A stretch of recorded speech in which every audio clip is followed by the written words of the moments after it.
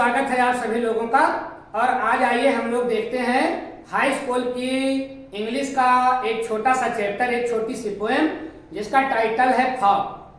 तो Karl Sandberg साहब के द्वारा लिखी गई ये छोटी सी बड़ी ही जो है मैसेज करने वाली एक पोएम है, छोटी सी पोएम है। और ये साहब जो कार्ल सैंडबर्ग हैं, ये अमेरिका के मशहूर कवि हैं। अपनी कहानी और कविता के लिए तो तीन बार इन्हें पुलित्जर पुरस्कार से नवाजा गया है।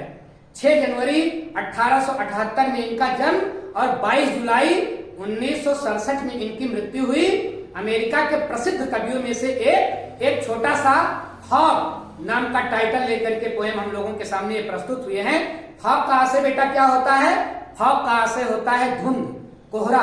देखा है ना आपने लोगों ने, ठंडी के मौसम में अचानक सुबह या शाम को धुंध छा जाती है और अचानक अपने आप गायब भी हो जाती है।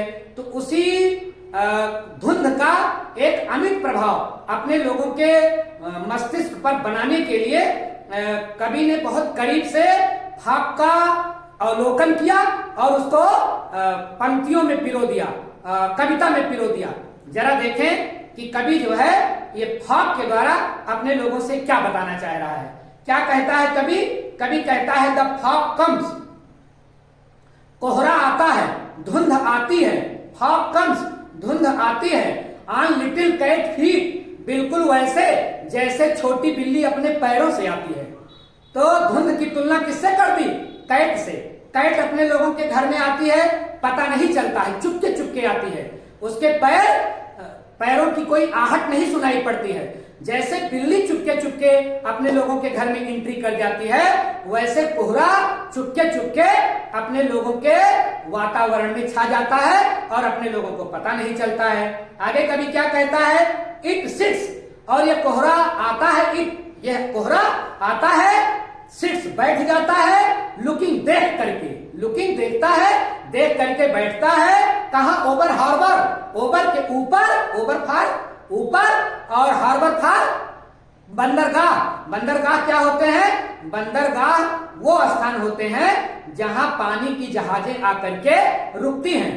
तो ये कोहरा आता है, देखता है, लुकिंग देखता है, सिट्स बैठता है। कहां? ओवर हार्बर, बंदरगाह के ऊपर, एंड सिटी और शहर में। तो शहर में और बंदरगाह के ऊपर आकर के कोहरा बैठ जाता है। और कैसे बैठ जाता है? ऑन साइलेंट, बिल्कुल चुपचाप, शांति से। हांचेज, हांचेज का आशय होता है बेटा घुटने के बल, उकड़ू मुकड़ू, बिल्कुल जैसे बिल्ली बैठती है वैसे आकर के कोहरा बैठ जाता है। तो कोहरा बैठ जाता है, इसका मतलब कोहरा छा जाता है, आकर के पूरे शहर को घेर लेता है। और आपको पता होगा कि शहर में धुंध ज्यादा छाती है। क्यों? क्योंकि वहां धुआं कुछ ज्यादा ही होता है शहरों के आसपास, इसीलिए कवि ने शहर का ज्यादा जिक्र किया है। वैसे गांव में भी धुंध छाती है, लेकिन शहरों की अपेक्षा कम। क्यों? क्योंकि अभी गांव में उतना पॉल्यूशन नहीं है। तो कोहरा आता है और आकर के शहर के ऊपर, बंदरगाह पर बैठ जाता है। और कैसे बैठ जाता है? चुपचाप, साइलेंट, चुपचाप बैठ जाता है। और किस पर? हांचेज, अपने घुटनों के बल, उकड़ू मुकड़ू बैठ जाता है। एंड देन मूव्स ऑन, और देन तब मूव्स ऑन, चला जाता है। तो ये कोहरा आता है चुपके चुपके, बैठता है बिल्ली की तरह और चला जाता है। तो बिल्कुल कोहरा अपने लोगों ने देखा है ना, अभी अभी कोहरा पड़ा, 1 घंटे के बाद साफ आया, अपना काम करके चला गया। बिल्ली अपने लोगों के घर में आई और आने पे पता नहीं चला, जाने का पता नहीं चला। कब पता चला? जब दूध दही खत्म हो गया, अपने लोगों ने जाकर के देखा, तब पता चला कि बिल्ली मौसी आई थी।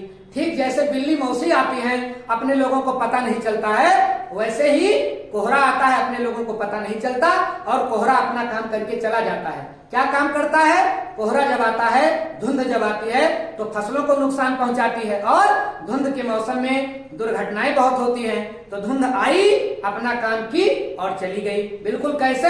बिल्ली की तरह। तो ये छोटी सी खूबसूरत सी पोएम रही। जरा आओ देखें कि कार्ल सैंडबर्ग ने इसमें क्या कुछ पोएटिक डिवाइस भी लगाए हैं। पोएटिक डिवाइस बेटा क्या होता है? पोएटिक डिवाइस अलंकार होता है। पोएम की सुंदरता को बढ़ाने के लिए पोएटिक डिवाइस यूज किए जाते हैं। तो जरा आओ देखें कि इसमें है। तो कवि पहली लाइन में क्या कहता है, फॉग कम्स, कोहरा आता है। मानो कोहरे के पास पैर हो, तो कोहरा आता है किसकी तरह, मानो ये मनुष्य हो। तो फॉग को बिल्कुल मनुष्य जैसा दिखा दिया गया है ना, आता है। तो बेटा अगर किसी चीज की तुलना मानव व्यवहार के साथ की जाए तो उसको बोलते हैं पर्सोनिफिकेशन। तो यहां पर कौन सा पोएटिक डिवाइस होगा, पर्सोनिफिकेशन। और ध्यान रखें इसमें पहली लाइन और दूसरी लाइन के बीच में कवि ने कोई पंक्चुएशन मार्क नहीं डाला है, सांस लेने का मौका नहीं दिया है। तो एक लाइन से दूसरी लाइन शुरू हो और कोई पंक्चुएशन मार्क ना हो, तो बेटा यहाँ एक पोएटिक डिवाइस होता है जिसे हम कहते हैं इंजॉयमेंट। क्या बोलते हैं, इंजॉयमेंट। जब कोई एक लाइन से दूसरी लाइन में कोई पंक्चुएशन मार्क ना हो तब, तो यहाँ इंजॉयमेंट भी है। अगला कौन सा पोएटिक डिवाइस जाएगा पहली लाइन में, कि फॉग कम्स, और कैसे आता है, कैट फिट। मतलब फॉग का कंपैरिजन किससे किया गया है, कैट से, लेकिन एज या लाइक जैसे शब्द प्रयोग में नहीं लाए गए हैं। तो ऐसा जब कंपैरिजन किया जाए तो कौन सा पोएटिक डिवाइस होता है, मेटाफर। फॉग कैसा है, कैट जैसा, लेकिन लाइक या एज शब्द के साथ नहीं किया जा रहा है, तो मेटाफर। उसके बाद अगली लाइन में देखें, इट सिट्स, ये बैठता है, उकड़ू मुकड़ू बैठता है। तो उकड़ू मुकड़ू तो मनुष्य बैठता है ना, तो और कोहरा कैसे बैठेगा, लेकिन कोहरे को कैसा व्यवहार करता हुआ दिखाया गया है, बिल्कुल मनुष्य जैसा व्यवहार करता हुआ दिखाया गया है। तो कौन सा पोएटिक डिवाइस होगा, पर्सोनिफिकेशन। और आप एक बात ध्यान रखें कि इस पोएम में कहीं भी कोई राइमिंग स्कीम नहीं है। जैसे पहली लाइन कम्स, अंत हो रहा है कम्स से, फिर फीट से, फिर लुकिंग से, फिर सिटी से, फिर जो है सिटी से, फिर हॉन्चेस से, फिर ऑन से, ऐसे अंत हो रहा है ना। ये अंतिम शब्द किसी से राइम नहीं कर रहे हैं बेटा। तो ऐसी जब व्यवस्था होती है कि उन्मुक्त ढंग से कविता लिखी जाए, राइमिंग स्कीम का ध्यान न रखा जाए, तो ऐसे पोएम को हम बोलते हैं बेटा लिखी गई है फ्री वर्स में। किसमें लिखी गई है, फ्री वर्स में।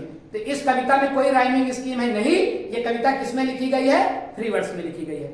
बेटा छोटी सी पोएम है लेकिन एक अच्छी खूबसूरत सी पोएम है, और ये कविता छोटी है इसलिए इसको आप आराम से याद भी कर सकते हो। अगर ये कविता आप पूरी तरह से याद कर लें तो बोर्ड पेपर में आपको 3 से 4 नंबर मुफ्त में मिलने वाले हैं।